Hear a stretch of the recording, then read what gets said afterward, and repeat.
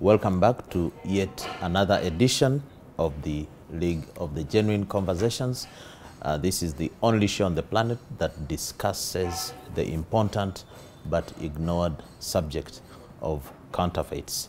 We continue our programming on the subject, and we are privileged to host somebody from the world of academics. Dr.Ronett Atakunda is a senior lecturer at Makerere University Business School, as well as the head of department, economics department. Is that correct? Yes. Doctor, you are welcome. Thank you very much. Yes, so Dr. Atakunda is an economist, can I say that? Yes, she is. Meaning that you have, from your undergraduate, your master's, your PhD, economics. Yes. So you understand money, Yes. and you know that it's also the source of evil, for example. The love of money. Okay, Yes. and I'm sure you also understand that the love of money is what has pushed counterfeits. Yeah. Yes. Start That's from very there. strong. How is the love for money pushing counterfeits? The love. Thank you very much, Hansa, for hosting me today. It's an honor to be here. The love for money, I believe, pushes away humanity from people. That somebody will not mind manufacturing billions and billions of doses of fake medicine for such diseases as cancer, malaria. I mean, it speaks to the heart of a person that I would rather have the money to go on holiday than have a cancer person healed. They already have a terminal disease, but for you it's an opportunity to make money. It's deplorable, but that is the extent which people have gone, that they will get sugar and mix it with iron filings just to make a kilo. And they're not going to think about what's going to happen to your appendix. They're not going to imagine what's going to happen to a child that's going to take iron filings day in, day out. Or they're going to get generator oil and fry a chapati with it. It just speaks to the heart of people. At times, they may say it's abject poverty, but a human being should have a level below which they should never fall, regardless. But don't you think that is maybe it doesn't sit well with you as an economist, because you economists always talk about economic growth, for example. Yes. Economic growth is associated with the making of more and more and more, producing more so that you make more money. So, yes. aren't you economists the people actually pushing us to look for more money at all costs, make more money, grow, develop? Isn't economics the bedrock of counterfeiting? No, Council, not at all. Because economic development, which is the making of money, for example. No, the economics is where you might want to go and look for the money, especially when I put the economics in Uganda. It is but or biashara in Kiswahili.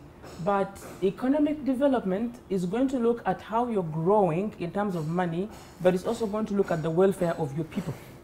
There is no way Uganda is going to be said to be a medium income country or a developing country when people are still dying as in the numbers they are. Malaria, a lot of fake anti-malarias. Yes, the people under the poverty line are still that many. So you're not only going to look at growth. Economists at the end of the day will want to look at the development, and development brings in the socio-economic aspect, not just business. And many times we are failing. Uganda has been growing at 6%. We should have reached the middle income countries. But these other indicators are failing us. They're really failing Uganda us. has been growing at 6%. 6%, 5%, 7%. We should have been high up there. So is part of that growth a counterfeit growth as well? Because also counterfeits have been growing on the market. So is that true growth if it is inspired by counterfeits? In terms of the numbers that they are calculating, the growth will be there. Because if you want to look at, if we're counting our GDP, GDP is going to measure how much you have produced within your country. So in terms of producing, yes, you're producing. Does GDP measure how much of what you produce is fake and genuine? No. It will measure how much has been produced. For example, nice household without plastics, the distinction. yes, it's going to tell you we produced in 2022 or 2021, we produced 15,000 buckets, while in 2021 the buckets were 10,000. So we're going to look at now the new growth there is the 5,000 buckets that you have produced. So, but what we will not know is whether they were actually fake buckets or they were. So don't you therefore think, as an economist, I'm sure you're a scientist as well, so don't you think we need to change the way we measure our GDP to start looking for the actual genuine production to account for GDP, not whatever rubbish or whatever fakes you produce? Don't you think we need to change it? I believe so. Now that the conversation on counterfeit is getting louder, I believe we need to put an eye there. If Nice House of Plastics has reported 15,000 buckets, let's go have a look at them. Are they the kind of buckets that break as soon as they hit one stone? Are they? But, okay, unfortunately, it will still be a new bucket. We might have to bring in another aspect in the measure of GDP because it remains a new bucket. It's just a bucket which breaks easily. But it remains a new bucket, unfortunately. But okay, now let me talk as a lawyer. Yes. A product is considered a product that goes onto the market if it meets the legal requirements. One of the legal requirements for a product that is produced, it must be safe, for example. If you produce an unsafe product, it will be impounded and taken off. It will be confiscated. That's what the law says. If you produce a product that copies or duplicates, that is not genuine, it will also be grabbed. You see those operations where they say, we've taken fake phones off, we've taken... If you produce fake maize, Kenya will reject it. So that's not a production, that's actually a loss.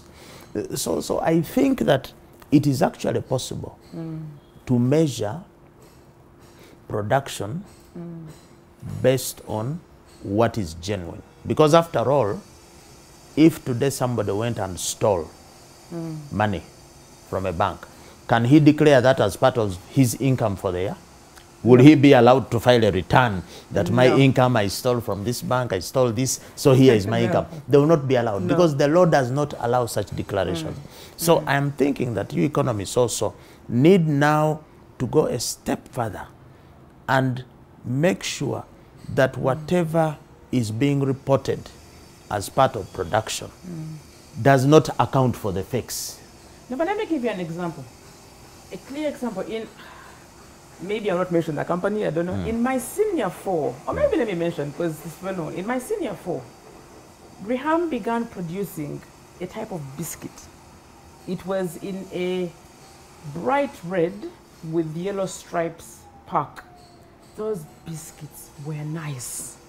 In taste? In taste. Okay. They were amazing. When you find that same biscuit today that is being sold in the very same packet, everything's exactly the same, but you taste it, you will cry.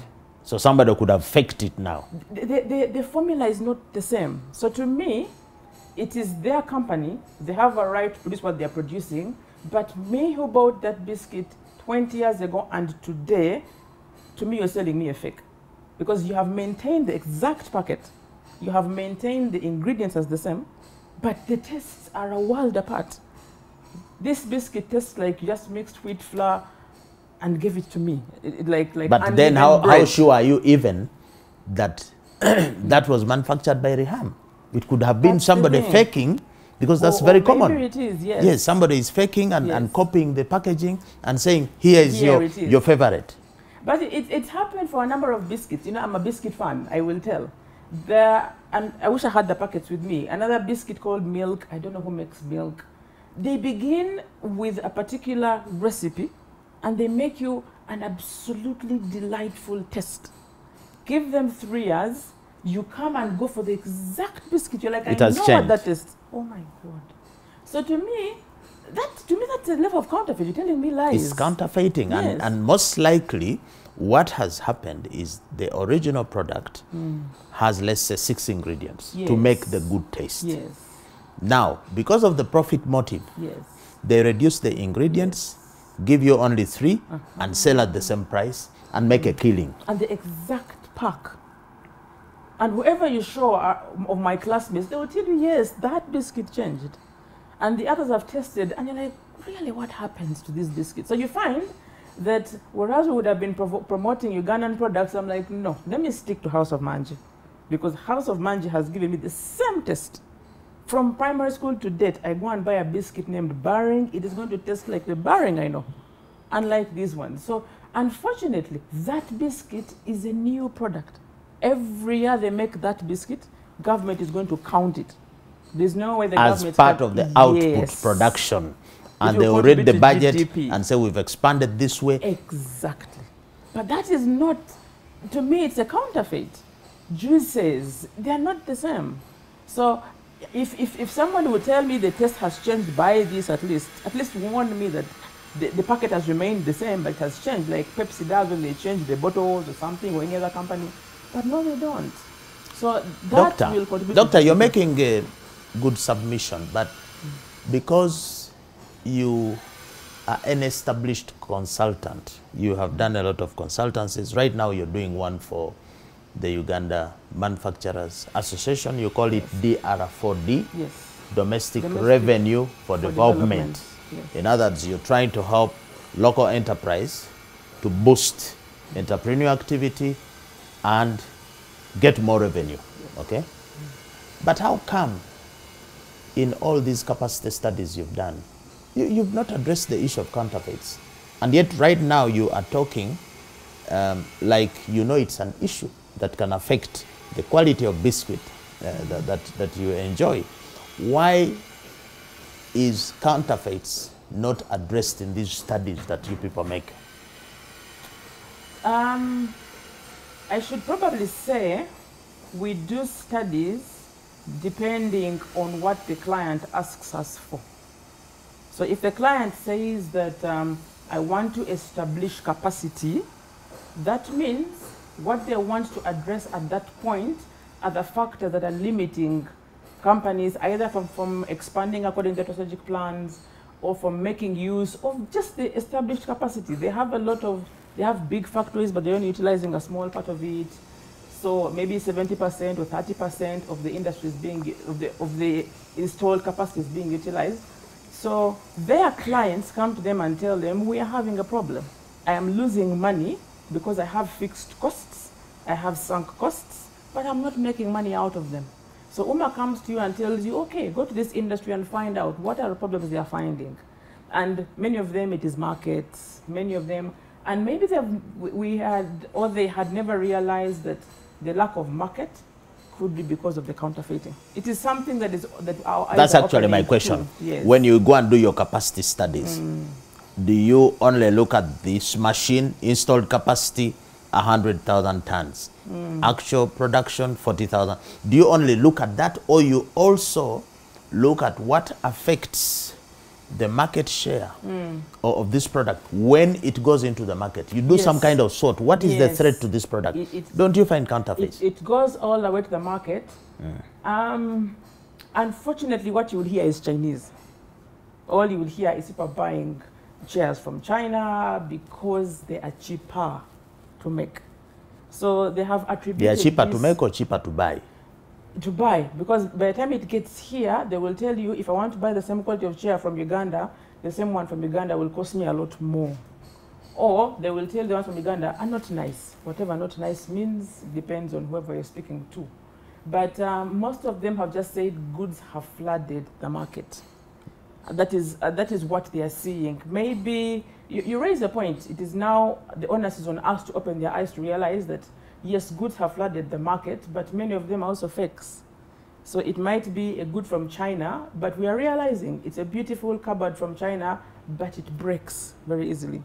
So it is something maybe that our eyes had never opened to. Our focus had mainly been on market. How do we increase the market share? And what we realized is people just don't like Ugandan products. They're like, they want, maybe there's a finesse that they've not yet got. So they want this clout of knowing that even me, I went to Malaysia furnishings. I did not go to Uganda prisons, you know. For my chairs. Yes, and everything is matching. My chairs, my desk, my everything. You know, they will have some extra to cover your phone, and which maybe Uganda prisons will not have. So people want that finesse. So, Doctor, we're going to take a break. But since you are in the education sector, we are going to discuss how our education, colonial education, has affected our mindset. Maybe not to like Ugandan things, maybe not to love ourselves, maybe even to fake. We need to take a break.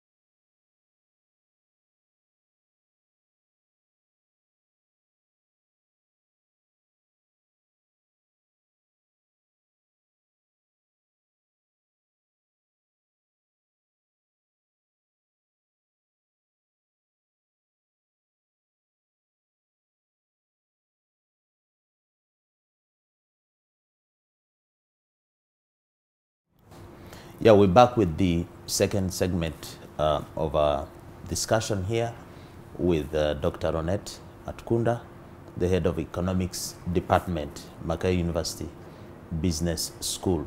Doctor, we broke off at a time when you were saying, you know, Ugandans don't like Ugandan products, they prefer Malaysian and so on. But I'm looking at your CV here.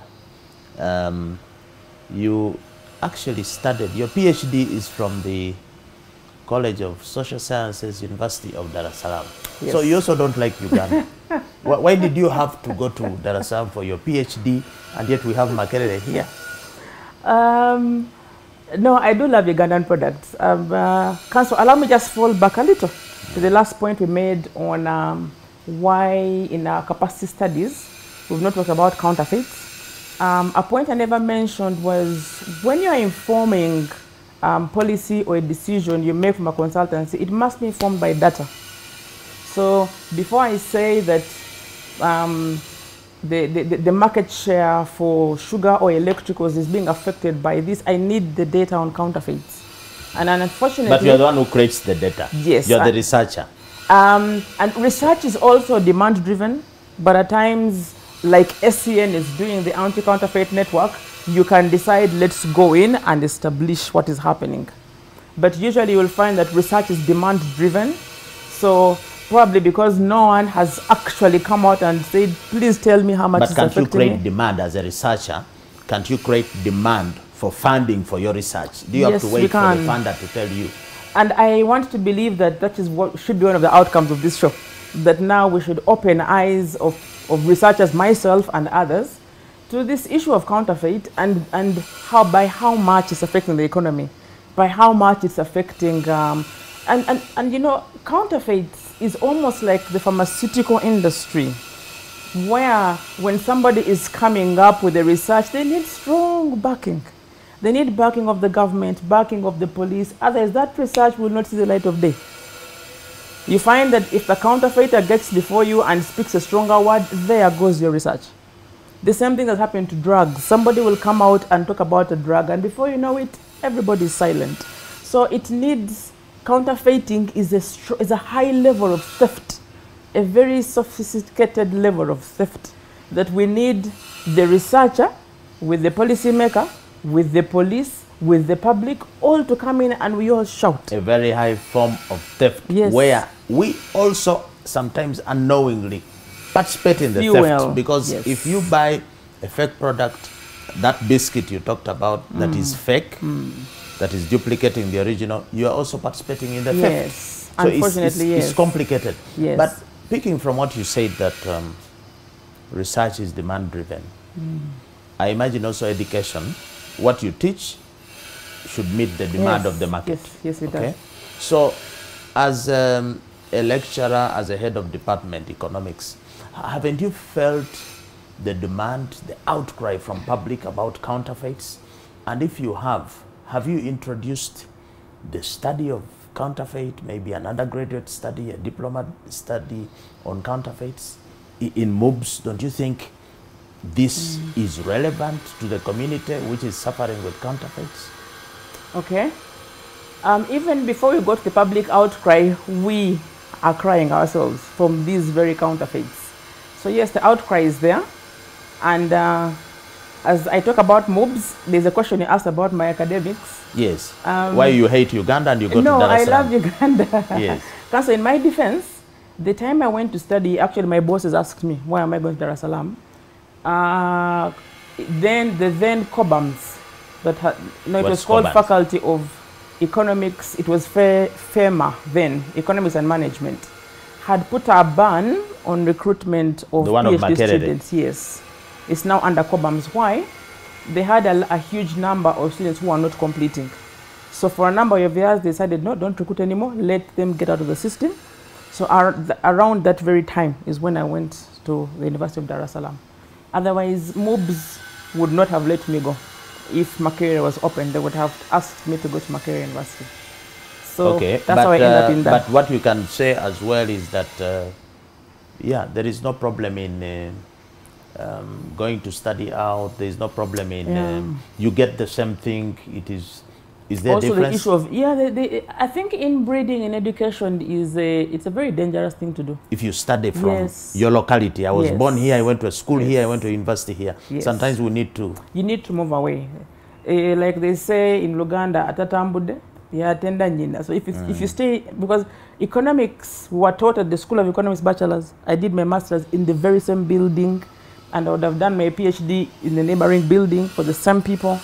So I needed to. You would not have been as versatile. No. So now that you started from Dar es Salaam, yes, you must have brought some goodies and some difference. Why don't we have counterfeits, which is a big economic issue? Why don't we have it even as a course unit in your master's, your PhD program at MOOBs? I don't think saying we don't have it is true. I think on the international business program, they are there as subjects, as what do they call them? On an entire, it's not an entire course like Bachelor of Counterfeiting, no, but on particular programs, especially those that are in trade, international business, it will be mentioned. It will be mentioned in one sentence. Probably a week. Why don't you invite us? We've self-taught ourselves this subject for the last 15, 20 years. We come and give a pep talk to your economic students to see the dangers, because there are a lot of concealed dangers that people don't understand. No, now that makes a good point, because we do have guest lectures or expert interviews, and yes, that would be a good one to invite you, and not only to the people who are doing trade. We need to introduce that to probably when we're having a talk for undergraduates, or in the skilling to education program that the Entrepreneurship Center runs for third years who are now going into the field, to just prepare them for the field. Counterfeit would be a good course to have for them, because they're going out into the field, so that they themselves, the behavioral change, charity begins at home. So it should begin with them as they go out into the field. And we need to know that it is not only the guys in trade who should have their eyes open. Even me in academia should have my eyes open. When somebody brings me kitu kidogo to want me to give them 2 marks to move from 48 to 50, that will be a counterfeit grade. And they have come, counsel. Somebody calls you and tells you, madam, I've sent you 800,000 on your phone just to say hello. And the next But that's your student? Student's parents. It's even more annoying. Student's parents? Yes. It's even more annoying. But they could be sending you for Easter. We are Easter time now. So what's wrong with somebody appreciating you? No, they appreciate you, and the very next conversation is, yes, have a nice Easter, madam. When you come back, we shall talk about my student who got the 48. Yeah, you need to read between the lines. So why don't you take the Easter, and then when it's time to talk about the 48, you put them in their place? No, we have found it wiser. You send me 800,000, I send you 810, and then you come and we talk about that. I would rather we first talk about that issue and end it, and then we discuss Easter, because it clouds your judgment. I have had people who have come into my office And because they know I'm Nyankore, they're like, let's speak Runyankore. And then they switch to Runyankore, and then you see exactly where they are going. And when they realize you're not agreeing with them, they get so mad and storm out of your office and almost want to call you. You're not even from Ankole anymore. How can't you discuss with me? And next, before you know it, they want to push your transfer. We don't want Dr. Ronett there. Yes. She's not good. Oh, yes, yes. They've pushed for transfers of some registrars. Oh, yes, they have. We have one of... I pride myself in having one of the most talked about faculty registrar in the school. They really talk about this lady because she sticks to the line. She finds you cheating, she will report you. There's no two way about it.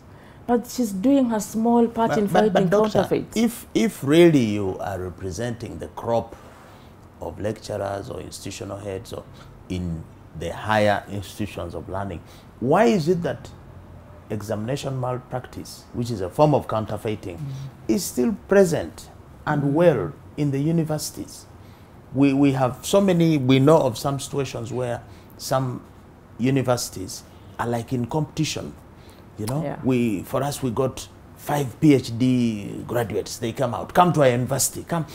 So it has become education, which is supposed to be a public good, has become a commercial good.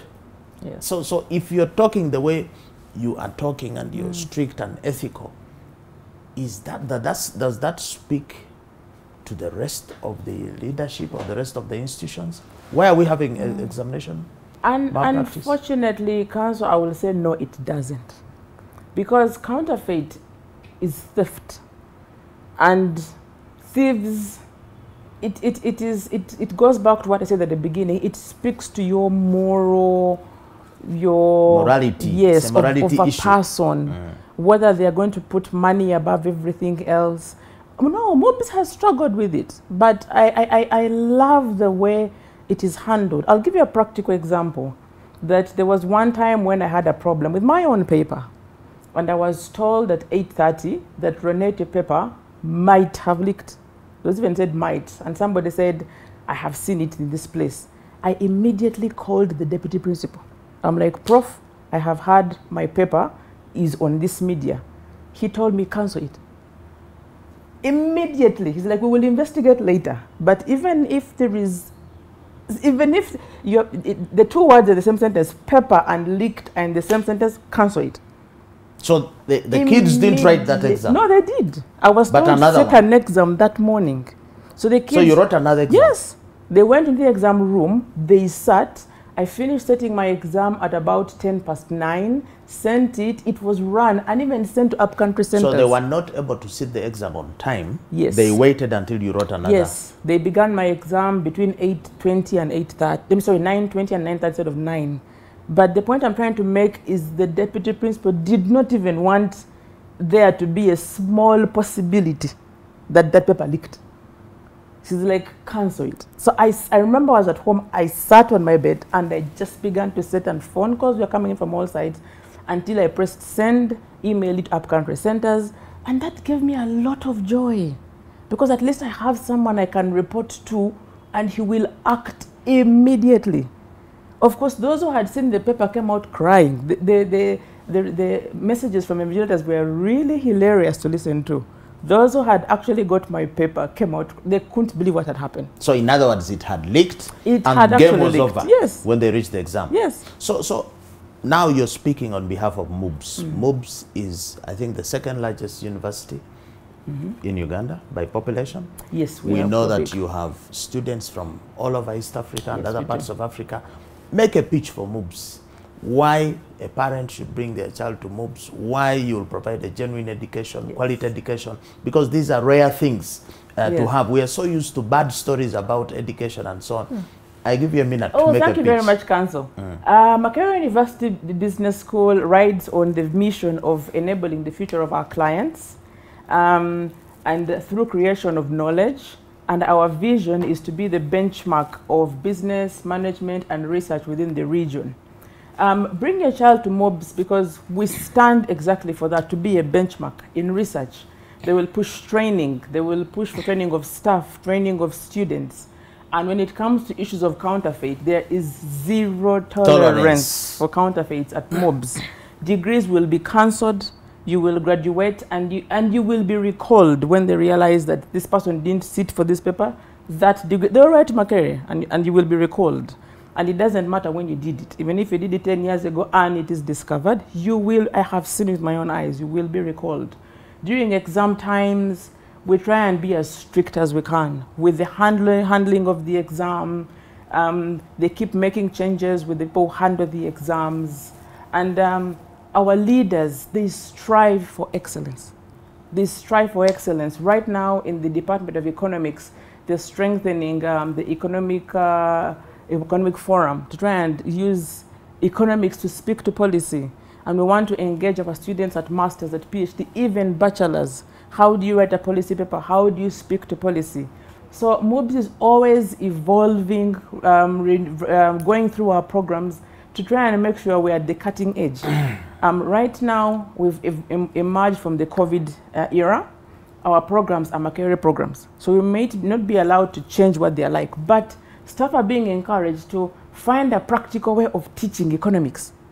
Practical? Yes. I think the ad now ends there. Yes. Now, but you've spoken well. Yes. Now, you see, somebody is listening to you and saying, okay, excellence in the theory, in the writing exam. Yes. Many parents complain.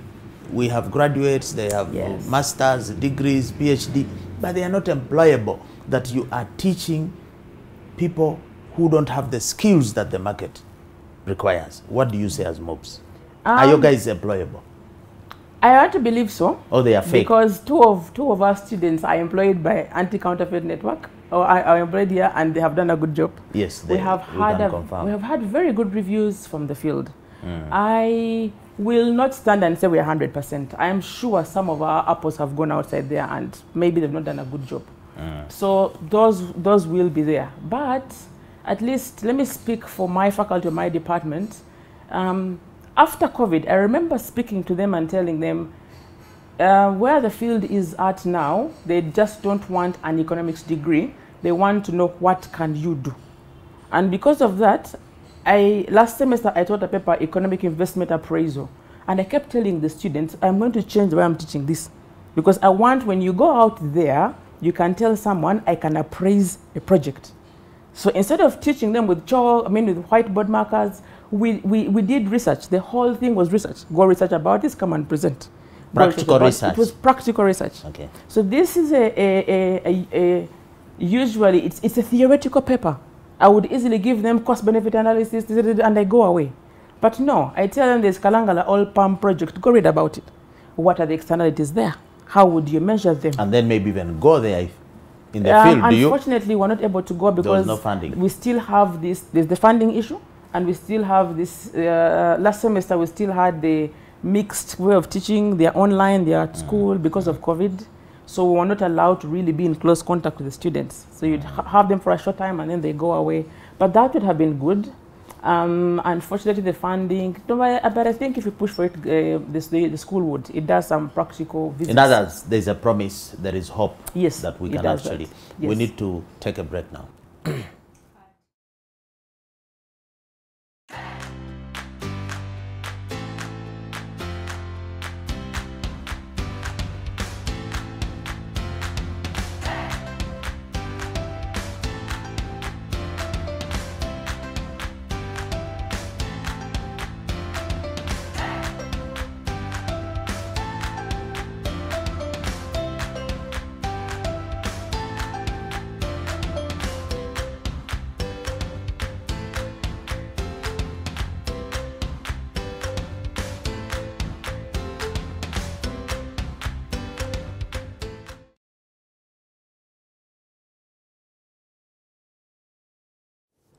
Welcome back to the third and last segment of this conversation with Dr. Ronett Atakunda, Head of Economics Department at Makerere University Business School. So, Doctor, to what extent has our education or education system contributed to the culture or subculture of counterfeiting, which is so rampant in Uganda and in this region? Is education to blame? Is education to blame? Does education make thieves? Because most of the corrupt are educated. Most of these cases you see. Maybe even the non-educated are yes. there, but education is. Counsel, the thieves are in both sides. The educated, the uneducated. Maybe what education does, it opens your mind, it creates for you links, it creates for you networks, which networks can be good or bad. You may have a network right from secondary school of drug dealers or people who know how to bring in stuff and sell at school, and then those guys grow. So it to that extent it might, but not the teaching itself. What the teaching has done, and I thank God for the talks that are coming in on changing of curriculums, is the teaching was just teaching, the way we were teaching was producing people who really would not be innovative. Were maybe the white they man. Were cramming. Yes. So you give me a distinction and a first class Yes. degree because I'm a crammer. But you Yes. don't teach me how to think. Get out of the box. So you find somebody's taught the answer is the tutangoni. If I don't see tutangoni in that sentence, it is wrong. Okay, maybe tutangoni should be there, but if I'm discussing an issue in the society, you'd find that they will cross you because you did not mention skirts. But I mentioned sugar, I mentioned something, and I explained why, but they will mark you wrong. So you find students coming from S6, and we economists have really felt this brunt. They've done economics at A level, and you come and you ask them effects, compare the inflation in the US to inflation in Uganda, and tell us how will it affect Uganda. And all they know is imported inflation affects the country, and that's the only answer she's going to give you. America has robotic. Inflation. Yes, therefore we're going to have, but how? What am I getting from the US? What is the proportion of US goods in the economy? They don't go that far. Yes. For them, all they know, imported inflation. And because we don't go that far with our education system, that's why we buy fake. Maybe so. Because you will, if you are not observant, you don't see if it has a digital stamp, you don't see the batch number, you are not able to see the different specifications of the trademark, you will, if you go with that education that you have, which is not analytical, you just buy. So to that extent, it contributes to our culture. Okay, maybe to that extent, because it doesn't really make you think out of the box. And that's the change I was telling you I'm trying to bring in. That in this theoretical way we've been teaching, we are trying to make it practical. That think, give me answers. So you teach them to write, you teach them to argue out points, you teach them to think out points. So now I believe it is changing. The people who went through my hands last semester and through many other people's hands at school, we are teaching them using YouTube videos, and YouTube videos will not teach you to cram. No. So I'm going to teach you the demand curve, and you think I'm going to come and draw a curve, and no, I will bring a YouTube video and to show you a demand curve practically. How does demand come about? And I am going to examine you from that angle, not what's the demand curve. Not the others. So as an economist, can you tell us how counterfeits affect the economy? Okay. Like I said, counterfeiting is theft. Counterfeiting is going to crowd out a legitimate business because they're using maybe substandard materials. They know how to cut corners with how the counterfeiter won't fail to smuggle at the same time. So you will find that when you make your legitimate product, your cost cannot compete with theirs. So they will definitely outcompete you. If you find someone in Nakasongola making a doll, getting plastic and taking their time to melt and make a beautiful doll, there is no way you're going to sell that doll at 1,000 shillings. But there are dolls flooding the market at 1,000 shillings. They burst in one day, but someone is going to say, custard dolly, and they will buy the doll. So for how long will my business last in the market if nobody's buying my doll that took me so much time to produce? So how does counterfeiting affect the prospects of employment for your students or even former students? Unemployment is a big issue. Yes. Is there a relationship between unemployment and counterfeiting? Yes, I believe there is, because like I've mentioned, those businesses, we are telling our students, go out and look for jobs. If you cannot find jobs, create a job. You know, you are an economist, maybe join a research firm, begin doing research on something. You are a student who has done catering, begin a catering firm. But you have someone who is going to go out, maybe ICT, begin producing a product, but then there's someone who is counterfeiting and undercutting them. So this person will not survive in business with the prices when this person is undercutting So them. if the legitimate manufacturer, who can be the legitimate employer, is going to suffer in their business, it means they will cut the numbers of employees. Or they will even shut down. They will shut down. Yes. So you who is leaving the university and want a job, Yes. you must know that the counterfeiter is against you. Yes. So if you are a student out there and you are found of buying counterfeits, you are Yes. actually injuring yourself Yes, as well. you are. Because you will not find that job. I call that suicide bombing. And we've been doing it without knowing. You know, you strap it against yourself. Maybe those who want to die, fine. But if you don't know, by buying counterfeits, we are fewer in those industries. So those who are buying counterfeits are suicide bombers? In a way. In a way. In a way, because you are harming yourself. Especially when you think that you're buying it because it is cheap. Cheap turns out to be expensive. You go and buy what you call a cheap TV, and you leave the real TV. Within 1 year, you're replacing your TV while the genuine is still there. The second day, you're buying another TV. So at the end of the day, yeah, but the argument might be that, look, if I bought the TV and I want to watch my favorite program, football, I'll still watch the same goal score. And no, you will watch the goal score, yes, but within 1 year, your TV is going to begin blacking out. Blacking out and showing you purplish colors, and they switch it on and it begins to flicker. The genuine is working. The pictures yes, begin to do this. So you'll find that you're replacing your TV or repairing it a lot more than someone who went out and spent on a genuine product and bought it. You compare t-shirts. You go and buy a fake t-shirt, someone buys a genuine t-shirt, wash them once and see what happens to the collars. So you will find that at the end of the day, we don't realize it. Let me even put myself there. We don't realize it, but we are hurting ourselves. I know a genuine lady's shoe, it costs 250,000 shillings. I go downtown where they clap their new shoes, but they're 5,000, 10,000. You're going to wear that shoe once or twice and the sole will fall off. But it will also hurt your feet, yes, the corns, your spine. And I don't know, amazing, you laugh, you go and buy them and you're even laughing and you know this shoe is going to collapse tomorrow.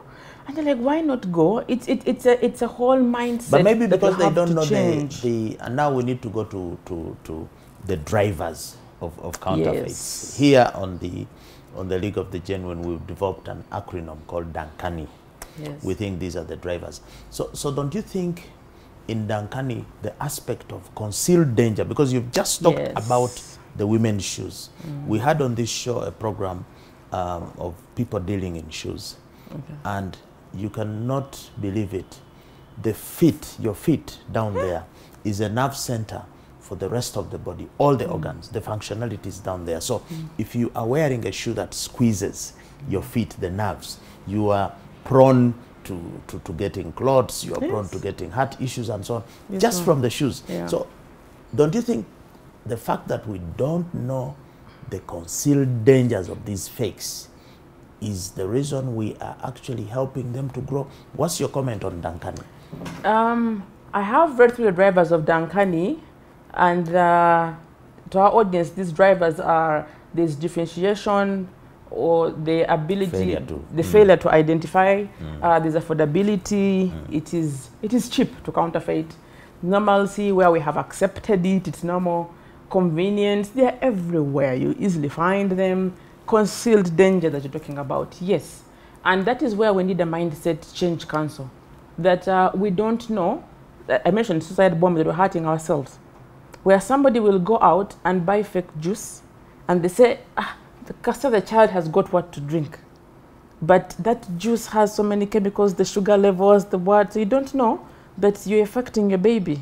Pesticide residues are yes, there. Yes, you're just buying, you know. Or somebody goes and buys an insecticide and they will say, you know, I would rather put something. But do you realize by putting that something, you can lose an entire garden? But somebody's like, you know what, let's just try. Or they buy a pesticide that says mix 1 bottle in a jerry can, and they mix 1 bottle in 20 jerry cans, and they're saying, at least let's put a little. You know, you're counterfeiting in terms of the ratios that you're mixing. So people don't realize that you're hurting yourself at the end of the day. You're losing money at the end of the day because you're going to feed your child that juice and then treat them for something. So all the money that you have worked to make, you spend it on health. You just move it from one basket to another like this. Actually more. Because health normally is... You'll even borrow from a relative, my son is sick, please help. To treat this issue here. So you will tell somebody, you know, look at the juices. Real Splash looks like this, you know. Then somebody goes onto the market and finds somebody tembearing Splash and says, look at me, look at me, look at me, look at me. And they're like, yeah, this Splash is cheap. Yeah. Since when did Splash sell a packet of Splash at 1,000? But you buy it. And you even buy many. And even call many to come and buy. You know? But you're buying a counterfeit. And tomorrow you won't know I have ulcers. But isn't that something, Doctor, that, as you've said, affects all of us? Talk about normancy. Yes. You are a consultant with SCN on one of the projects we're doing. But tell us, did you have the same understanding of counterfeits before you started engaging with SCN? Or is it different? Wasn't it normal for you? Wasn't it something that, what can I do about it? Because many people could be facing this. Yeah. Council have been with SCN maybe now coming to about 3 weeks to a month since we've been chatting with Richard. But the real working about 3 weeks, yes. Before I began working with SCN, counterfeit to me was something I knew exists. And I decided, let's just find ways of living around it. It's like living with a bad behaved person. You're not going to just keep quarreling with them, but you find a way of becoming fluid around them. So take your time to seek for products. Buy from places where you think you're going to get genuine products. Don't buy toothpaste at the bus park. Make sure you buy toothpaste in the supermarket, hoping you will get a good one in the supermarket. Buy the sealed sugar, you know. So it was something I knew was normal. I knew when I got to buy brakes, okay, maybe 60% are going to be fake. So I try and look for a mechanic who I know may get me. I appeal to the human nature of the mechanic to get me good brakes, and many times they don't.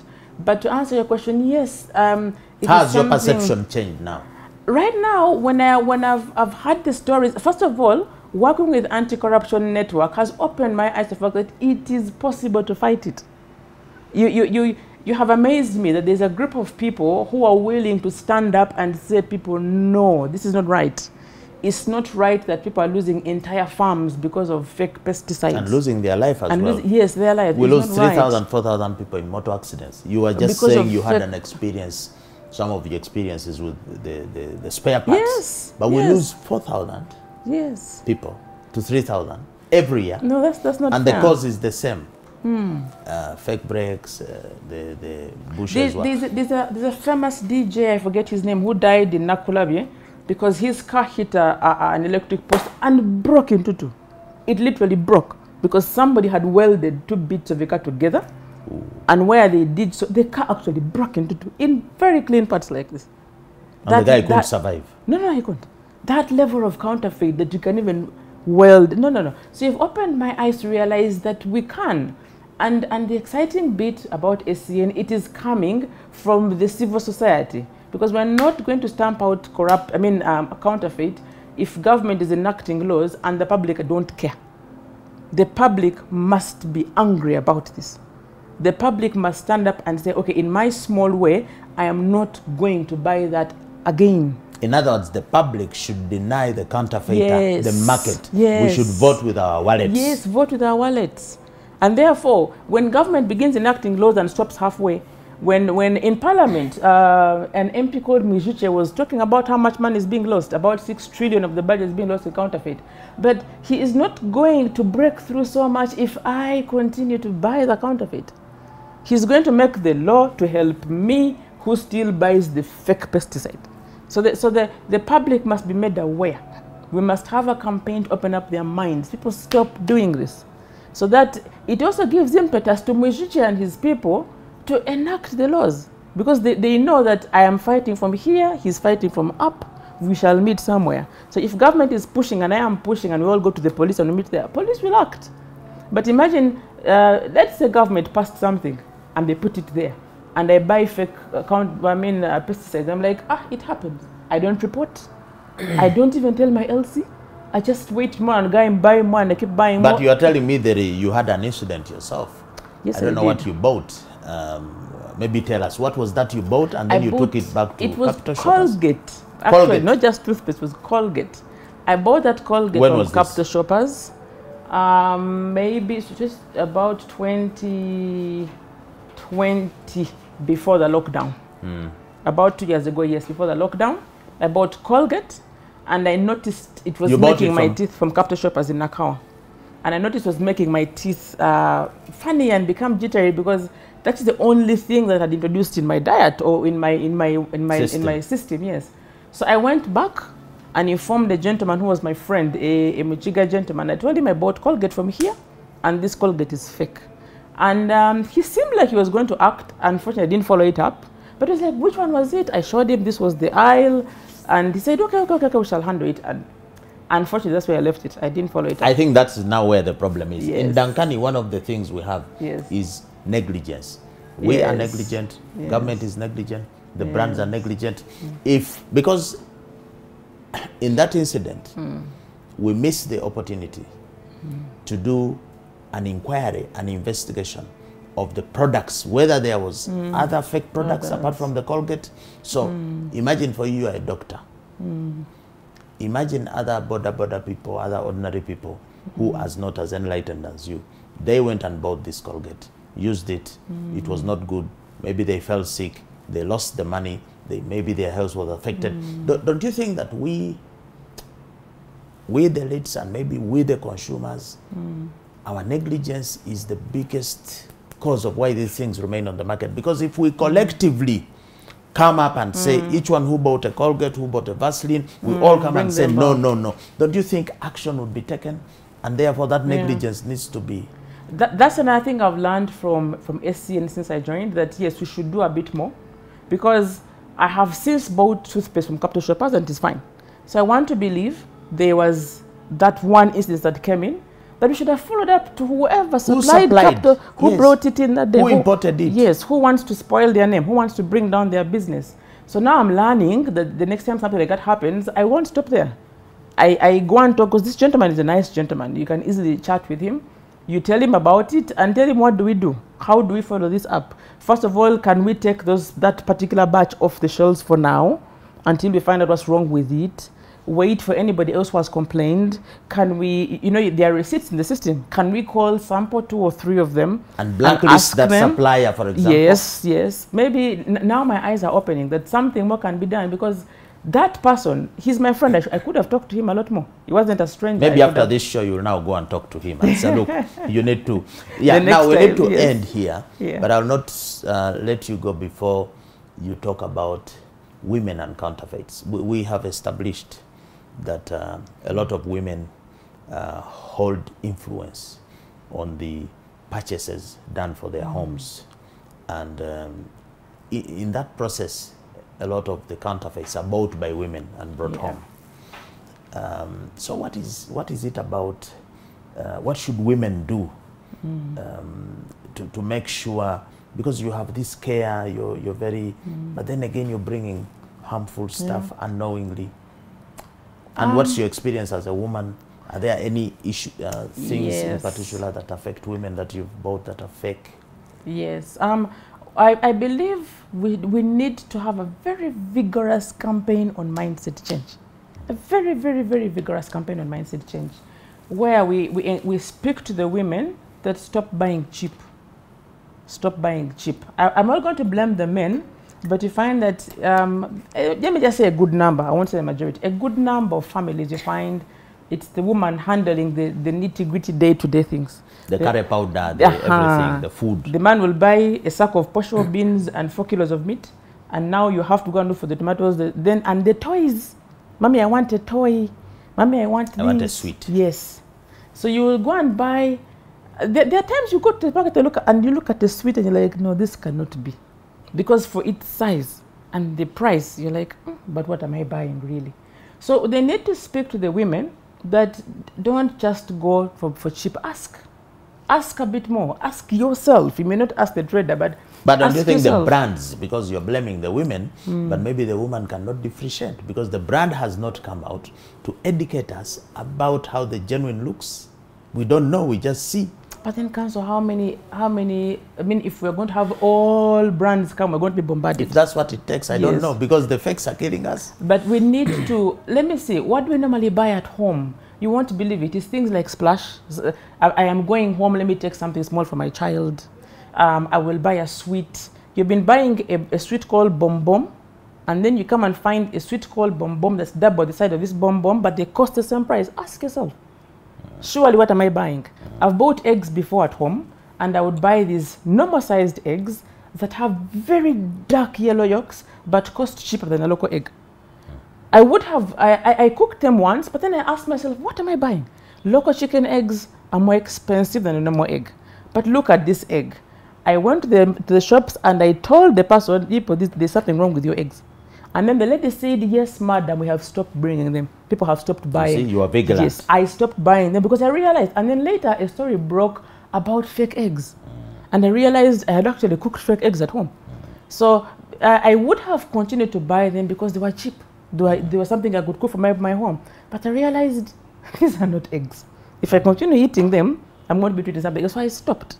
So we need to open people's minds and say people to this reality. Yes, be a bit vigilant. And so, Doctor, we are closing. Your parting word to the audience on this subject.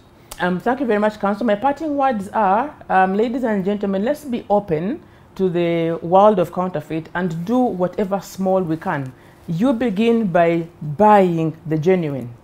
Whatever, I'm not saying whatever the cost is, but go out of your way to look for the genuine. Because in your small way, you're going to starve the supply side, and the demand side. And once demand begins to turn off, then the supplier will have no market. So it is upon us to begin with small things. Don't buy fake medicine. Don't buy fake juices for school, boarding school students. Fake phones. The fake tires, fake phones. It's going to burst in your home and will burn you. So begin by saying, I will save the money and go and buy the genuine. In that way, you will be stamping out counterfeit, and you will be working together with government, because government can't work alone.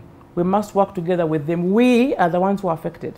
So when we begin in our small way to act and tell others, when we hold hands together with them, we will stamp out counterfeit, slowly but surely. Okay, thank you so much. That was Dr. Ronett Atakunda. She's an economist. She heads the economics department at one of the largest universities, maybe in East Africa, MUBS, yes. Makerere University Business School.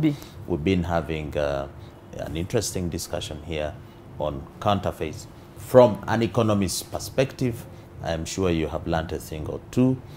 We are going for the Easter holidays. Our appeal to each and every one of us is saying no to counterfeits this Easter holiday. I think that it is in our interest to celebrate more and more Easters after this one, but we cannot do it if we fall sick or if we are ill or we are killed by counterfeits. As usual, I would like to thank our online audience that has kept with us, that always tunes in, that shares, that participates in this program by viewing it and listening to us. I would like to end by saying, don't be fake, buy and sell genuine always.